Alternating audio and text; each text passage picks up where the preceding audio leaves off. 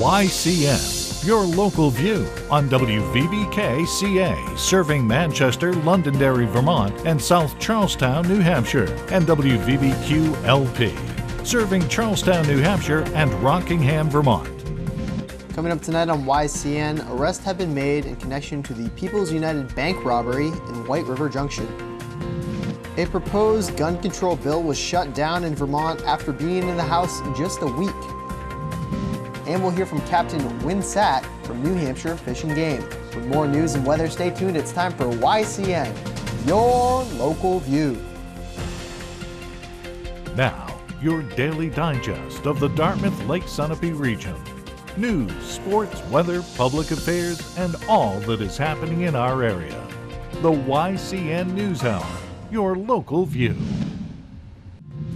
Welcome and happy Martin Luther King Day. I'm David Carmichael.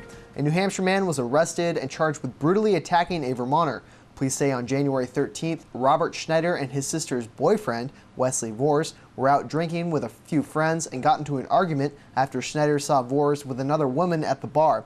On their way home, police say Vors grabbed Schneider by the back of the hair, lifted him up, and repeatedly punched him in the face while he was unconscious, resulting in severe facial injuries. Schneider told police he needs reconstructive surgery, and the attack left him with permanent nerve damage.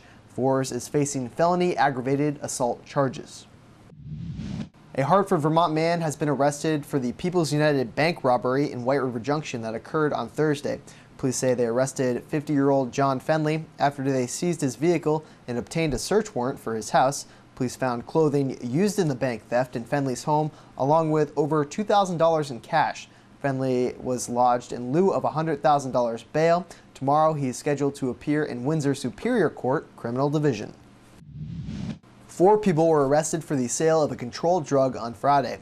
The arrests were a result of efforts by the Newport Police Department, Claremont Police Department, Sullivan County Sheriff's Department, and the New Hampshire Drug Task Force.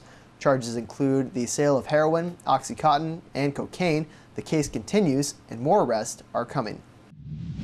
A fire Saturday morning at Bly Machine, 127 Edgemont Road, was quickly extinguished by Sunapee Fire Department personnel before it could cause extensive damage. Sunapee Deputy Fire Chief Howard Sargent said members of the Bly family reported the fire at 9:12 a.m. as the chimney fire before discovering it had worked its way into the rafters of the building. The fire was out at about 9:30 a.m. Firefighters remained at the scene to check for smoldering areas. After cleaning up, all the equipment was back in service at around 1 p.m. Less than a week after proposing a gun control bill that would have banned assault weapons and high-capacity magazines statewide, Vermont Senate Majority Leader says he's now planning on withdrawing that bill. State Senator Phil Baruth said in 7 Days newspaper, "It's painfully clear that little support exists in the State House for this sort of bill." His statement comes just after hundreds of gun activists rallied at the State House in opposition of his proposal.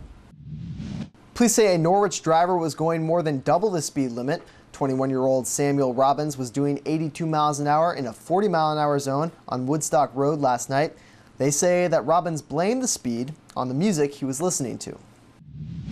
The Springfield School Board may have a new superintendent by the end of this month, and the public can take part in the interview process. The school board will introduce the new candidates to the staff and community on January 30th. The event will take place all day, and the candidates will discuss their qualifications to be the new Springfield superintendent. After the break, we'll meet Bill Herrick, the creator of the Sloboggin. Don't know what it is? Well, you'll find out if you stay tuned. The YCN News Hour continues in a moment.